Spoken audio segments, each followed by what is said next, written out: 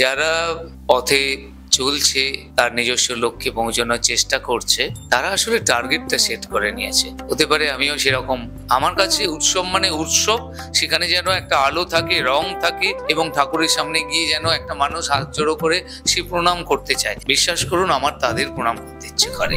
গৌরাঙ্গদা, বর্তমান দুর্গাপুজোর মানচিত্রে সিনিয়র আর্টিস্ট যারা রয়েছে, আমাদের কাছে মাঝে মাঝে অভিযোগ আসে যে তুলনামূলকভাবে যারা নতুন আর্টিস্ট তাদেরকে দিয়ে কাজ করিয়ে নিয়ে যারা সিনিয়র আর্টিস্ট তাদের ঠিক মতন পারিশ্রমিক, যেটা আমরা টাকা পয়সা বলছি পারিশ্রমিক, সেইটা কিন্তু ক্লাবগুলো মেটায় না।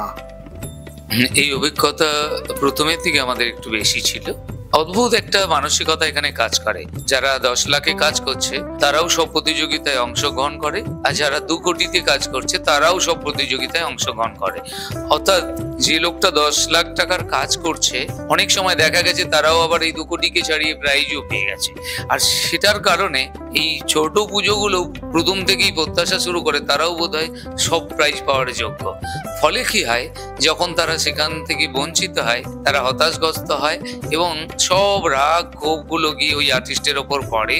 এবং আবার যদি হয় যে সেই আর্টিস্টের অন্য কোনো একটা জায়গার কাজ প্রাইজ পেয়ে গেছে, তখন প্রথম অভিযোগটা আছে ওদেরটা ভালো করলো, আমাদেরটা করলো না। বিশেষ করে ছোট ছোট ক্লাবগুলোর এই মানসিকতাগুলো ভীষণভাবে আছে। কিছু ক্লাব আছে রেপুটেড ক্লাব, যারা এগুলোর ধারে কাছে যায় না, তারা আত্মসম্মান নিয়ে থাকে। আর সব ছোট ক্লাব করে বড় ক্লাব করে তাও নয়, এবং অনেক বিগ বিগ ক্লাবও আছে যারা এই নোংরামির সঙ্গেও যুক্ত আছে। আর একটা সুবিধে কি, আমাদের শিল্পীদের কোনো ফোরাম নেই, মানে আমি কাজ না করলে অন্য একজন করে নেবে।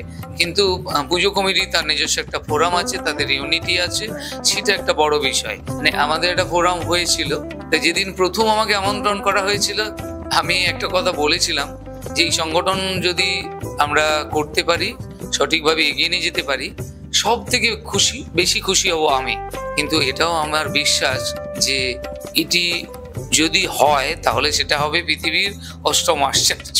কারণ আমি জানি শিল্পী এবং সাহিত্যিকদের সংগঠন কখনোই মজবুত হয় না, কারণ এরা নিজেরাই মনে করে সে অন্যদের থেকে এগিয়ে, এবং সেই কারণেই তারা শিল্পীরা কখনো সামনাসামনি যাই কথা বলুক না কেন, সবসময় একে অপরকে টপকে যাওয়া বা তাকে কিভাবে সাইড করে যাওয়া যায়, ভেতরে ভেতরে একটা প্রতিযোগিতা চলে। তো স্বাভাবিকভাবে সেই কারণেই সেই দিন বলেছিলাম এবং আজকে তা মিলিয়ে দেখলাম যে ভাবনাটা ঠিকই ছিল।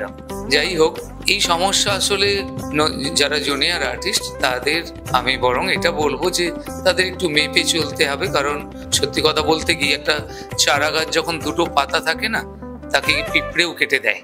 আবার একটু বড় হলে হয়তো পিঁপড়েটা পারে না, কিন্তু কীটপতঙ্গ তাকে কেটে দেয়, তখনও তার কিন্তু বৃক্ষ হওয়ার সম্ভাবনাটা চলে যায়। তারপর যখন সে 2-4 ফুট হয়, তখন গরু বা ছাগলও খেয়ে তাকে কিন্তু শেষ করে দিতে পারে।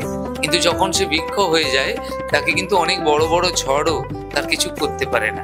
ফলে এই বৃক্ষ না হওয়া পর্যন্ত তাকে ধরে নিতে হবে যে এরকম অনেক প্রতিবন্ধকতা তার সামনে আসবে, আর লড়াই করে তাকে সেটা উপেক্ষা করতে হবে। আসলে লড়াই বড় হলেই জীবন বড় হয় এবং সুন্দর হয়, এবং এই লড়াই না থাকলে তো জীবনটাই বড় হয় না। ফলে এটাকে খারাপভাবে দেখে লাভ নেই, এই লড়াইটা তাকে করতে হবে, তার নিজের জন্যও সেটা ভালো। একটু মেপে চললে আমার মনে হয় এই সমস্যা থেকে বেরিয়ে আসা যাবে। অবশ্যই বেরিয়ে আসা যাবে। শিল্পীর লড়াই চিরকাল আছে, চিরকাল থাকবে, এবং সেইভাবে শিল্পীর আগে এগোনো এবং আমাদের সামনে তার শিল্পকর্ম তুলে ধরা। কলকাতা, আমাদের শহর কলকাতারই আরেকজন জাতীয় পুরস্কারপ্রাপ্ত শিল্পী, তিনি সম্প্রতি 100 টাকা করে টিকিট বিক্রি করছেন, মানে পাস বিক্রি করে মাকে দেখার সুযোগ করে দেবেন। কলকাতা পুজোতে বাঙালিরা পাস দিয়ে, মানে সাম্মানিক মূল্য 100 টাকা দিয়ে এবার থেকে ঠাকুর দেখবে। এটাই কি ভবিষ্যৎ হতে চলেছে, যে আমরা ঠাকুর দেখবো বাঙালিরা, যেটা ধার্য মূল্য 100 টাকা? মানে সোজা কথা হলো যে এবার থেকে কি তাহলে ঠাকুর দেখতে গিয়ে পয়সা দিয়ে ঠাকুরটা দেখতে হবে? আপনি যেটা বলছেন আসলে টালাপত্রের কথা বলছেন, তবে সেটা শিল্পী নয়, এটা ক্লাবের উদ্যোগে হয়েছে। সেই পুজোর সঙ্গে শিল্পী যুক্ত, আমার মনে হয় না এটা মানে শিল্পীর কারণে হয়েছে, সেটা আমার মনে হয় তা নয়। এর কতগুলো জায়গা বলার আছে। অ্যাকচুয়াল পয়সা দিয়ে একটা শিল্প দেখা হতেই পারে, এটা নিয়ে আমার কোনো খারাপ জায়গা। আমরা তো পথের পাঁচালী সত্যজিৎ রায়ের আমরা কি ফ্রিতে দেখেছি? আমরা তো পয়সা দিয়েই দেখেছি। তো তাহলে এখানেও যদি কোনো একটা বড় শিল্প হয়, তা যদি কোনো পয়সা দিয়ে দেখতে হয়, তার মধ্যে খারাপ কিছু থাকার কারণ নেই। কিন্তু এতদিন ধরে আমরা যেহেতু মানে পুজোর আমরা অনাবিল ভাবে ঘুরবো সবটা দেখবো, তাই হঠাৎ করে পয়সার প্রশ্ন আসতে যেমন বাঙালি মানে যা অভ্যাস নেই, তা হঠাৎ করে শুরু হলে মানুষের কাছে একটা আচমকা মনে হয় যা কি হলো। কিন্তু পাশাপাশি এটাও তো ঠিক যে তারা সব মানুষের জন্য দরজাটা খুলেও রেখেছিল। আসলে একটা বড় পুজো করতে গেলে তো অনেক টাকা লাগে, তাদের তো সেই টাকাটা জোগাড় করতে হয়। তো তারা এটাও একটা টাকা রোজগারের একটা মাধ্যম করেছিল, এবং সেই টাকাটা নিশ্চয়ই তারা অন্য কোনো খাতে খরচা করবে না, এই উৎসবকে সমৃদ্ধ করার জন্যই করবে। ফলে যারা টাকা দিচ্ছেন বা যারা দিচ্ছেন না, তো দুজনেই কিন্তু এই পুজোটা বড় হলে এই পুজোটাকে বড় হিসেবে দেখার সুযোগটা পাবে। ফলে এই টিকিটটাকে আমি খারাপ চোখে দেখছি না, বরং আমার মনে হয় যে ফ্রিতে যা কিছু পাওয়া যায় তাই মানুষ সস্তা মনে করে। কোথাও একটা আমার মনে হয় যে পয়সা দিয়েও তারা এই কাজটাকে বেশি মূল্য দেবে বলে আমার বিশ্বাস, এটা আর কি। আরেকটা বিষয় হলো, আমি যতটুকু বুঝি, যদিও এটা আমার পার্ট নাই, ক্লাবগুলোর পার্ট এটা, সেটা হচ্ছে যে কলকাতায় যে পরিমাণ স্পন্সর আসে আর কি, তারপরে আর বোধহয় প্রয়োজন হয় না সাধারণ মানুষের থেকে পয়সাটা নেওয়ার। তবে এখানে বোধহয় ভিআইপি যারা করেছেন, হয়তো কিছু মানুষ আছেন যারা হয়তো ভালো অর্থ আছেন, তারা লাইনে না দাঁড়িয়ে কিছুটা পয়সাও কালেক্ট হলো, প্লাস তাদেরকে সহজে দেখিয়ে দেওয়ার একটা ব্যবস্থা করা হলো।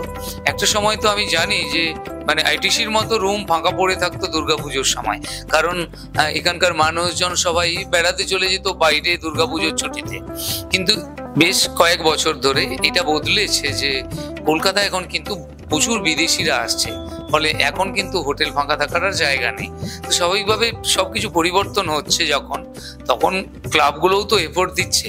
মানে এখন যখন ইন্টারন্যাশনাল হয়ে গেছে আমাদের পুজোটা, এখন কিন্তু শুধু ক্লাব নয়, প্রত্যেকটি বাঙালির দায়িত্ব বটে। ফলে বাঙালিকে ছোট হলেও দায়িত্ব নিতে হবে। একদম, বাঙালিকে দায়িত্ব নিতে হবে। এই দুর্গাপুজো আমাদের প্রাণের পুজো, এই প্রাণের পুজোকে এগিয়ে নিয়ে যাওয়ার জন্য অবশ্যই বাঙালিকে এগোতে হবে।